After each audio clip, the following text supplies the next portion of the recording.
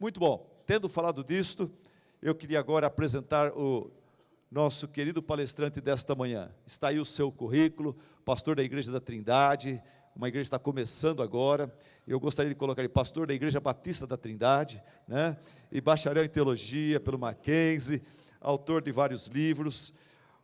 Queria aproveitar aqui e apresentar para vocês esse livro, Servos de Deus, um livro que você precisa levar. Aqui o Franklin, ele resume a biografia, a história de mais de 30 servos de Deus, começando com Policarpo de Esmirna, indo até Lloyd Jones e Francis Schaeffer, mas ele vai através de 30 e tantos servos de Deus, de uma forma muito fácil de ler, de entender e aprender com a experiência desses servos de Deus através da história.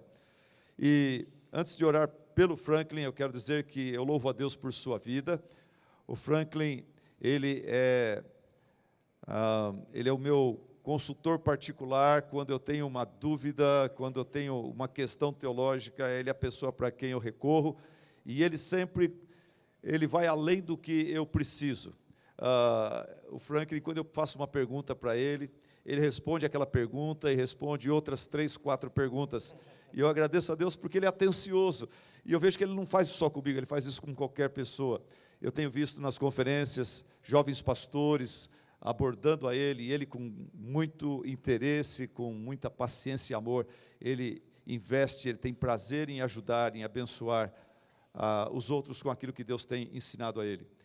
Outra coisa que eu invejo no Franklin é a sua memória fotográfica. Ele lê muito e grava muito tudo que ele lê, e eu fico impressionado como que conversando com ele, vem os nomes, as datas, o título dos livros, o autor, a página, o parágrafo, é impressionante. Isso me faz lembrar aquelas palavras do apóstolo Paulo em 1 Coríntios, quando ele fala: irmãos, olha, reparai a vossa vocação, não são muitos chamados que são nobres, tal, mas tem alguns, tem uns Franklins por aí, né? Tem uns Nicodemos por aí, tem um pessoal que Deus capacita de forma especial para abençoar a sua igreja. Vamos orar pela pregação da palavra de Deus nesta manhã, através do seu servo.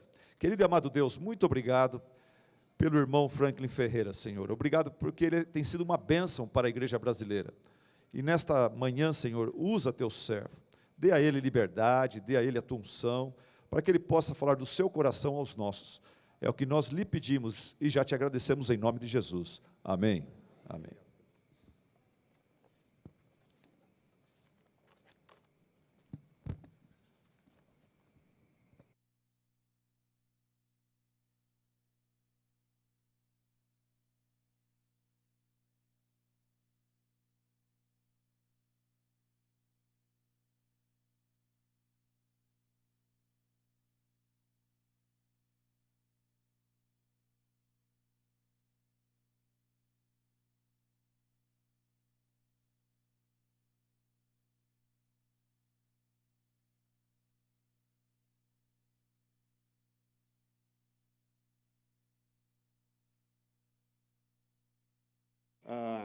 Unidos aí por esses dois editores, David Gibson e Jonathan Gibson. Entre eles você tem John Piper, Alec Motyer, Michael Haykin, entre outros aí, dando um tratamento exaustivo de um dos temas que eu julgo mais polêmicos, mais difíceis dentro da soteriologia, especialmente da soteriologia reformada. Para quem não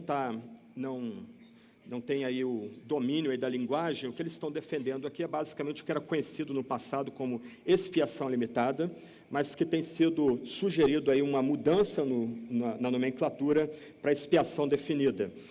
Você tem capítulos absolutamente preciosos desse livro. Os que eu mais apreciei aí, por exemplo, foram os capítulos que tratam da doutrina entre os pais da igreja na Idade Média, que é um material que a gente pouco tem acesso. Então, dois autores vão tentar examinar esse tema em 2 períodos-chave do pensamento cristão. E o capítulo de Alec Motyer sobre Isaías 53, expiação definida, é simplesmente brilhante.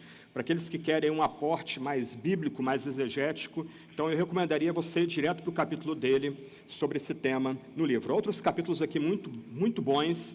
A Piper vai tratar a matéria aí de forma prática, pastoral, muito bom o capítulo dele, aliás, é o maior capítulo da obra, né?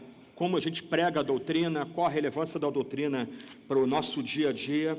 Então, eu recomendaria com muita ênfase para aqueles que querem aprofundar os seus estudos nesse ponto-chave da soteriologia, eu recomendaria, então, essa obra Do Céu Cristo Veio Buscá-la. Nessa manhã, eu quero tratar clássica para resolver um problema em que os seres humanos não conseguiam resolver. Lutero diz que aqui há um problema que precisa de Deus para ser resolvido. Qual é a questão que vai suscitar o ensino da justificação por graça recebida pela fé somente? Nós, homens e mulheres, criados à imagem de Deus, filhos e filhas de Adão, nosso primeiro pai, estamos presos num problema que nós não temos como resolver, ainda que a gente precise desesperadamente de solução para esse problema. Deus é santo, e Deus permanece santo, e Deus é imutável, nós somos pecadores, e nós não conseguimos mudar a nossa natureza.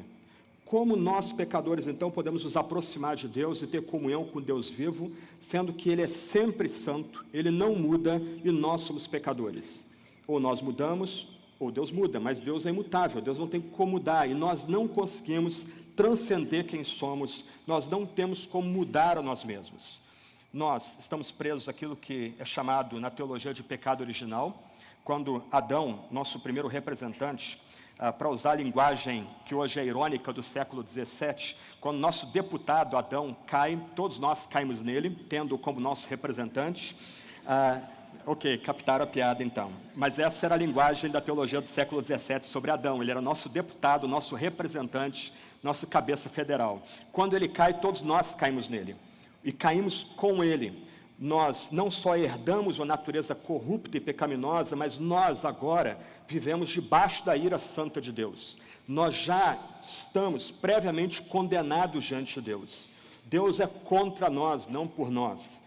E Deus é contra nós por causa do pecado de Adão, porque nós estávamos nele como nosso representante, nosso cabeça federal, e porque nós também concordamos com o pecado de Adão, cometendo pecados dia após dia. Os teólogos cunharam duas expressões para tratar dessa crise existencial que nós vivemos. Uma dessas expressões é bem conhecida: nós vivemos em depravação total, todas as esferas da nossa humanidade estão maculadas pelo pecado, todas as esferas da nossa humanidade são escravizadas ao pecado. Não só a vontade, mas a mente, os afetos, nossas paixões, mesmo nosso corpo, são escravos do pecado, na medida que nós estamos ligados em Adão. Nós também vivemos em incapacidade total. Por nós mesmos, a gente não consegue se voltar para Deus.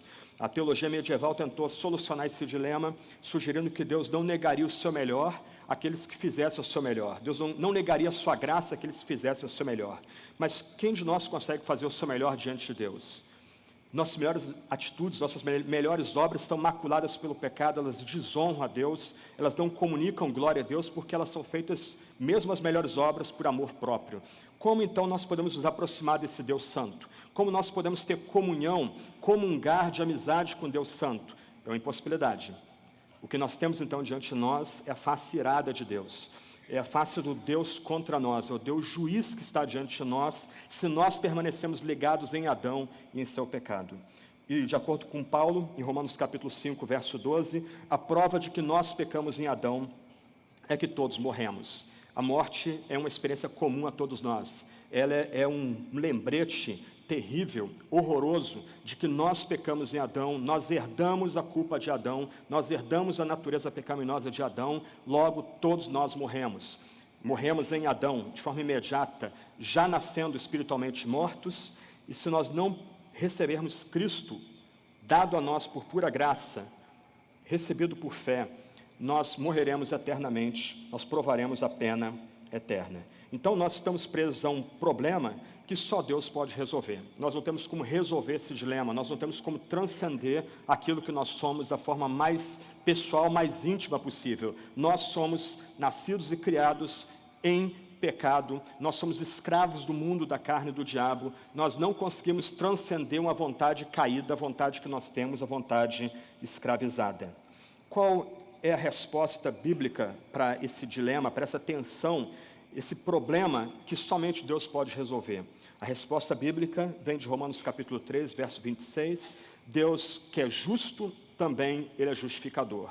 O Deus que permanece sempre reto e sempre justo e sempre santo, Ele comunica graciosamente a sua justiça, a sua retidão, a sua santidade ao pior dos pecadores. Lutero, então, em algum momento, os eruditos aí divergem, entre 1513 e 1520, 21, ele vem a ter um insight a respeito daquilo que Deus faz em Cristo por pecadores e como esses pecadores recebem aquilo que Deus faz por meio de Cristo Jesus. Lutero é um personagem bem pitoresco, sarcástico, irônico, boca suja muitas vezes, impaciente, e ele vai dizer que ele vai ter um insight a respeito dessa doutrina quando ele estava no banheiro, literalmente. Ele vai dizer que estava em cloaca quando ele tem um insight do que Deus faz por meio de pecadores. O fato é que mais ou menos entre 1518 e 1519, em Wittenberg é impresso um sermão de Lutero chamado Das Duas Espécies de Justiça, que vocês vão encontrar na internet, disponibilizado, e é nesse sermão que você vê, talvez pela primeira vez, você pode perceber pela primeira vez, Lutero tentando elaborar de forma mais madura como Deus é justo e justificador, como Deus recebe pecadores, homens e mulheres vendidos ao pecado, escravizados ao pecado, em santa comunhão, em comunhão de aliança. Esse insight que Lutero vai ter, então, a respeito do ensino bíblico e reformatório da justificação pela graça, recebida pela fé somente, vai se tornar, nas palavras do próprio Lutero, o artigo pelo qual a igreja se mantém de pé ou cai, o sumário da doutrina cristã, o sol que ilumina a santa igreja de Deus. Lutero vai ser tão radical nesse ponto, que ele vai, no começo da carreira dele, dizer que a epístola de Tiago é uma epístola de palha, já que essa epístola não comunica o ensino reformador da justificação por graça recebida pela fé somente. Essa doutrina vai se tornar talvez o dogma central da fé luterana, mas em alguma medida também replicado entre os teólogos reformados, entre aqueles teólogos que a gente costuma chamar de calvinistas. Todas as doutrinas principais da reforma, tanto as confissões e catecismos luteranos, como preservados no livro de Concórdia, como todas as declarações reformadas, confissão belga, confissão escocesa, mais adiante, confissão de Westminster, segunda confissão helvética, primeira e segunda confissão helvética, mesmo as confissões de fé batista de 1644, 1689, elas vão reafirmar ponto a ponto o ensino de Lutero, que ele redescobriu, e esse é um dos grandes méritos dele, e que eu espero comunicar aos irmãos nessa manhã. Mas, para mim, pessoalmente, o que me surpreende é que essa doutrina se tornou virtualmente esquecida em nosso meio. Uma palavra pessoal da minha parte, eu fui nascido e criado em igreja evangélica, com 6 meses de idade eu fui apresentado numa igreja evangélica, e eu só ouvi uma exposição dessa doutrina pela primeira vez, com 26 anos, quando eu tive o privilégio de ouvir o falecido Dr. Russell Shedd expondo Romanos praticamente verso a verso, parágrafo a parágrafo. Pela primeira vez na vida, nascido e criado numa igreja evangélica, só aos 26 anos eu escutei uma exposição dessa doutrina. Até então, todo o drama da salvação era resumido de forma muito pueril naquela linguagem típica que nasce no movimento fundamentalista evangélico norte-americano do século XIX, que basta você aceitar Jesus, que os seus pecados são perdoados, se você é perdoado uma vez salvo, salvo para sempre. Esse era basicamente o que eu havia recebido de tradição de berço evangélico. Mas essa doutrina, tão importante na reforma do século XVI, se tornou virtualmente esquecida em nosso tempo. Há uma antiga regra, e essa regra diz mais ou menos o seguinte: aquilo que a igreja canta é o que a igreja crê, lex orandi, lex credendi. E para mim é escandaloso, quando nós começamos a pesquisar os nossos hinários principais, e nós não encontramos um único hino em nossos hinários aqui no Brasil, principais, que celebrem ou que ensinem por meio de música a doutrina da justificação pela graça recebida pela fé somente. Especialmente quando a gente considera os hinos escritos a partir do século XIX no contexto norte-americano. Por exemplo, um hino que aparentemente daria ou ensinaria essa doutrina é o hino 366 do cantor cristão, Firmeza, que seria o hino 93 do Novo Cântico, Firmeza na Fé.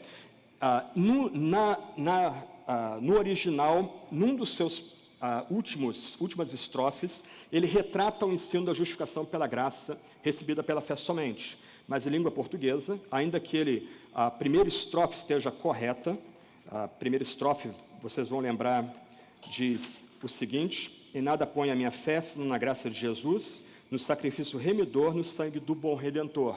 A última estrofe do original celebra a doutrina da justificação pela fé, mas em nossas traduções, essa última estrofe foi simplesmente mudada completamente, de tal forma que a doutrina da justificação não é mais celebrada nesse hino, na sua tradução em português, como era celebrado no seu original em inglês. No Inário para o Culto Cristão, esse hino aparece como 348, a minha fé e o meu amor. A primeira estrofe também é completamente modificada, e a última estrofe também não menciona nada sobre a doutrina da justificação. No original, o texto diz, a última estrofe desse hino: vestido somente em sua justiça, sem culpa estarei diante do trono, sobre Cristo a rocha sólida eu me firmo, todos os outros terrenos são areia movediça. Em outras palavras, essa que é a doutrina talvez chave da reforma protestante do século XVI, aquela doutrina que de fato distingue o protestantismo do catolicismo, simplesmente foi esquecida em nossos inários, logo nós não conseguimos confessá-la ou professá-la na atualidade. Eu não vou nem entrar, nem falar aí dos novos cânticos, novos inetos surgidos aí nos últimos 50, 60 anos, vou ficar somente tratando desses inários, foram inários importantes na tradição batista, presbiteriana e até mesmo congregacional. Mas essa doutrina, ela está presente em todas as confissões de fé principais, e eu basicamente quero oferecer para vocês um resumo dela a partir da pergunta 33 do breve catecismo. A pergunta 33 diz o seguinte: a justificação é um ato da livre graça de Deus, no qual Ele perdoa todos os nossos pecados e nos aceita como justos diante de si, somente por causa da justiça de Cristo a nós imputada e recebida somente pela fé. O que eu vou fazer daqui até o final é basicamente uma exposição dessa doutrina como resumida nessa pergunta do breve catecismo. Eu queria começar destacando justamente qual é o fundamento da justificação. Se Deus é justo e justificador, como Ele é de fato justo, como Ele consegue permanecer justo e ser o justificador? Qual é o fundamento dessa ação de Deus em justificar pecadores, justificar os piores pecadores? O breve catecismo, resumindo o ensino do Novo Testamento, Romanos capítulo 3, Romanos capítulo 4, capítulo 5, versos 1 a 10, Gálatas capítulo 1 até o capítulo 4, vai destacar que o fundamento, a base da justificação não é a nossa fé, mas é a graça de Deus em Cristo Jesus. O breve catecismo, de forma muito bonita, resume esse ponto falando da livre graça de Deus. Deus nos justifica em Cristo, não por algo que nós façamos, não por algo que a gente é ou pode vir a ser, mas Deus nos aceita em si mesmo, Deus nos declara justos, Deus nos atrai para si como homens e mulheres agora justificados pela obra de Cristo do Calvário, pela sua própria graça.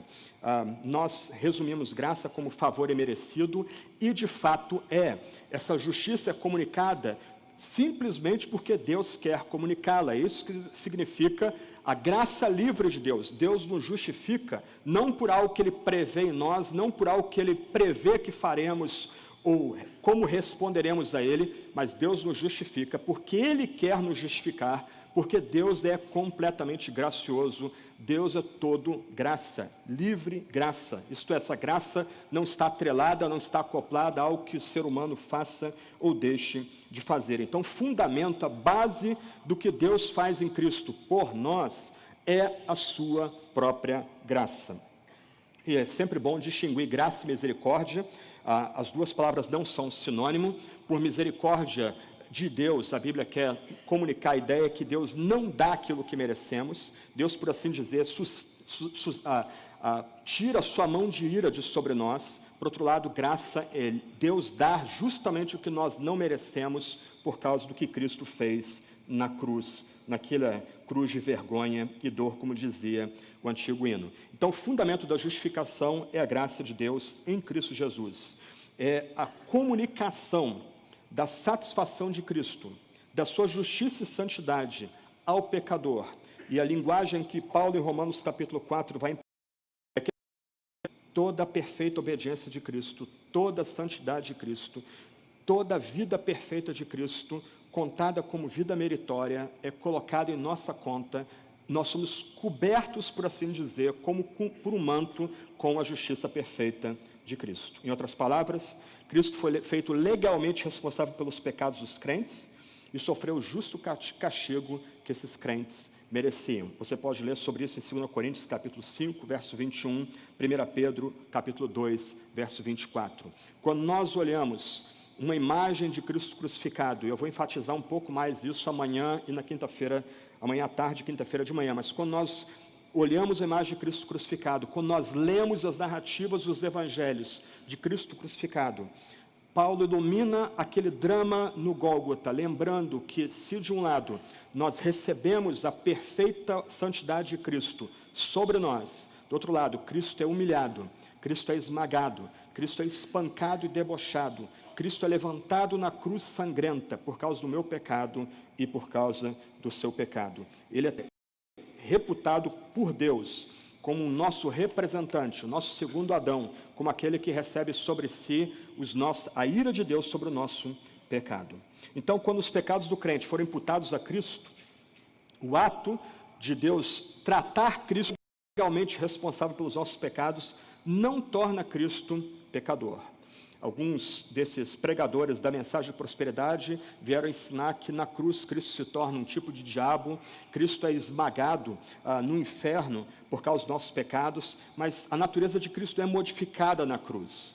Ele é levantado como um segundo Adão. Se no primeiro Adão nós herdamos dele, toda a humanidade herda dele, a condenação e a culpa, do outro lado, em Cristo, ele é moído pelo nosso pecado, pela nossa culpa. Ele é esmagado como nosso representante sem pecado, ele é esmagado na cruz pelo seu próprio Pai. A sua natureza também não é contaminada pelo pecado. Cristo é